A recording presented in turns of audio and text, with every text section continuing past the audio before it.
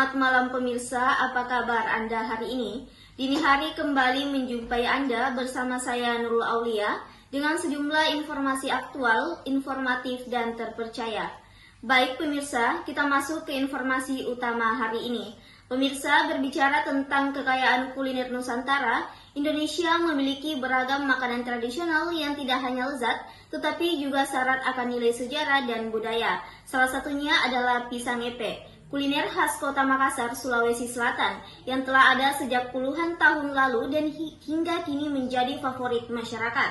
Awalnya, pisang epe hanya disajikan secara sederhana dengan siraman gula merah cair, namun seiring perkembangan zaman dan selera masyarakat, kuliner tradisional ini terus berinovasi dengan berbagai pilihan rasa tanpa meninggalkan ciri khasnya.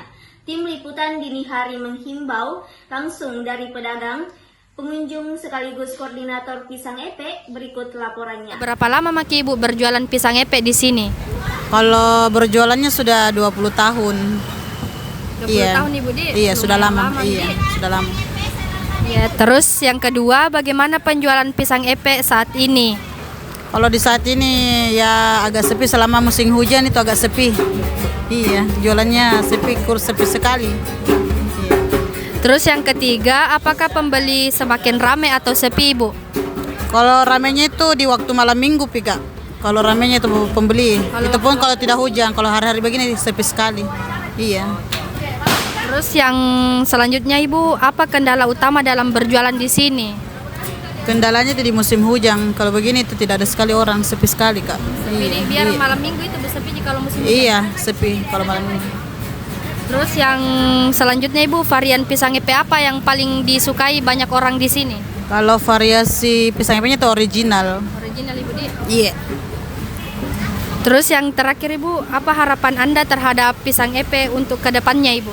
Kalau kedepannya itu turun-temurun untuk anak-anak, masa depannya untuk sekolah.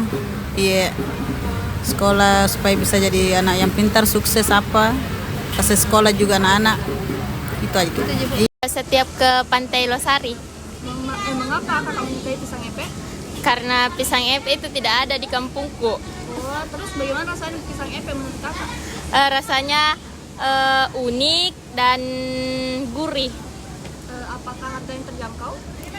Terjangkau karena sesuai dengan kantong mahasiswa. Apa harapan kakak terhadap pisang epe? Semoga pisang epe tetap menjadi makanan favorit khas Sulawesi Selatan, terutama di Makassar. Kalau sejarah khusus punya, karena di sini sudah mulai, teman-teman di sini itu sudah mulai 1982, 85 sudah mulai menjual di sini. Dulu namanya Pantai Panjang, atau biasa dulu orang bilang meja panjang di dunia. Itu adalah pisang epe sepanjang Pantai Losari dulu. Sampai di tahun 91 direlokasi ke Metros, terus selanjutnya di 2005 direlokasi lagi ke Laguna, dulu ada namanya Laguna. Nah, sekarang kembali lagi di areal Pantai Losari. Karena bagaimanapun ciri khasnya pisang epe itu tidak boleh jauh dari Pantai Losari. Nah, itu. Untuk pisang epe, apakah ada perubahan dari dulu sampai sekarang? Apakah memiliki perubahan? Kalau perubahan ada. Kalau dulu itu sebelum tahun pertama teman-teman tahun 80-an itu sampai 90-an itu tidak ada ciri khas kayak rasa toh. Dulu itu cuma satu rasa, yaitu pisang epe, cuma gula merahnya gula merah kelapa. Tidak ada pakai, sekarang ada keju, ada coklat, ada macam-macam sudah sekarang. Sekarang baru ada. Untuk pisang yang sering digunakan untuk membuat pisang epe? Iya, memang dia khususnya dia cuma pisang apa namanya lagi nih? Itu. Menurut kayaknya. Hah? Pisang begitu, pisang biasa. Dia tidak bisa pakai pisang raja, tidak bisa pakai pisang lain. Karena dia akan mulai dari rasanya berbeda. Terus kalau di epe-epe dia tidak bisa. Jadi harus memang pisangnya pisang begitu. Untuk harapannya ke depannya ini untuk pisang epe apa? Ya harapannya sih supaya, karena ada keluhan-keluhan, contoh persoalan keseragaman, terus soal tentu kita harus mengikuti perkembangan zaman ya, apalagi di zaman ada. Ya. Apalagi di sekarang zaman kekinian, anak-anak muda sukanya yang model-model yang terbaru, ya kita akan coba.